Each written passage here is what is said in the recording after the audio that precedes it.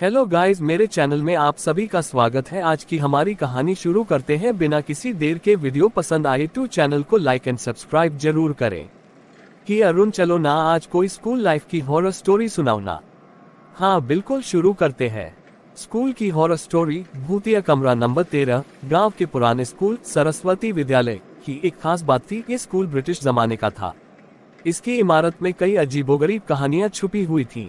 सबसे डरावनी कहानी थी कमरा नंबर 13 की, जिसे स्कूल के स्टाफ और बच्चे भूतिया कमरा कहते थे। पहली घटना, छात्र अनुज और उसकी दोस्त श्रेया बहुत ही जिज्ञासु थे। उन्होंने सुना था कि कमरे में रात के समय अजीब आवाजें आती हैं, कभी किसी के रोने की, कभी हंसने की। एक रात वे स्कूल में चुपके से घुस गए और कमरे को खोलने की ठानी।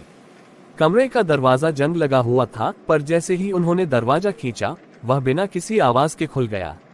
अंदर गहरी अंधेरी थी, सिर्फ चांद की रोशनी कमरे की टूटी खिड़की से झांक रही थी। मतलब ये स्कूल तो सच में स्कैरी है।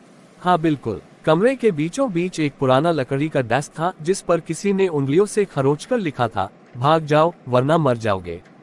अनुज ने इसे मजाक समझा और हंसते हुए श्रेया से कहा, डरने की जरूरत नहीं है, ये किसी ने बच्चों को डराने के लिए लिखा होगा। लेकिन जैसे ही उसने डेस्क को छुआ, अचानक ठंडी हवा का झोंका पूरे कमरे में गूंज उठा। कमरे के कोने से किसी ने धीमी आवाज में कहा, तुम आ गए, अब तुम नहीं बचोगे। दूसरी घटना, अगले दिन अनुज स्कूल नहीं आया।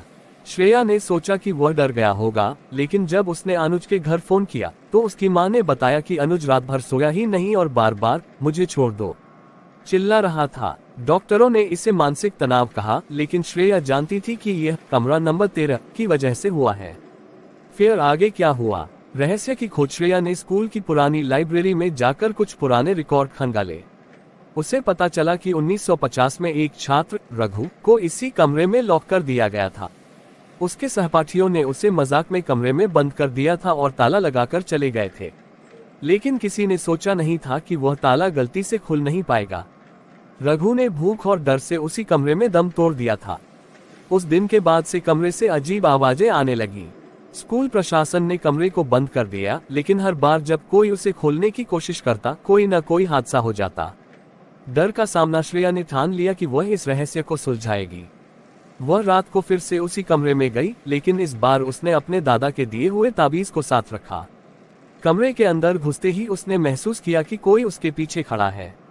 जब उसने मुड़कर देखा तो वह एक धुंधली आकृति थी। आकृति ने एक कांपती हुई आवाज में कहा, मुझे न्याय चाहिए। फिर आगे क्या हुआ? श्रेया ने रघु की आत्मा से माफी मांगी और वादा किया कि वह स्कूल प्रशासन से इस घटना की सच्चाई सबके सामने लाएगी। अगले दिन श्रेया ने प्रिंसिपल से बात की और उन्हें रघु की कहानी बताई। स्कूल प्रशासन ने रघु की आत्मा की शांति के लिए पूजा रखवाई और कमरे को हमेशा के लिए सील कर दिया। कहते हैं कि उसके बाद से कमरा नंबर 13 से कोई आवाज नहीं आई, लेकिन रात को स्कूल के पास से गुजरने वाले लोगों का कहना है कि कभी कभी किसी बच्चे की करुण पुकार अब भी सुनाई देती है। ओके गाइज, मिलते हैं नेक्स्ट वीडियो में। तब तक के लिए बाय बाय।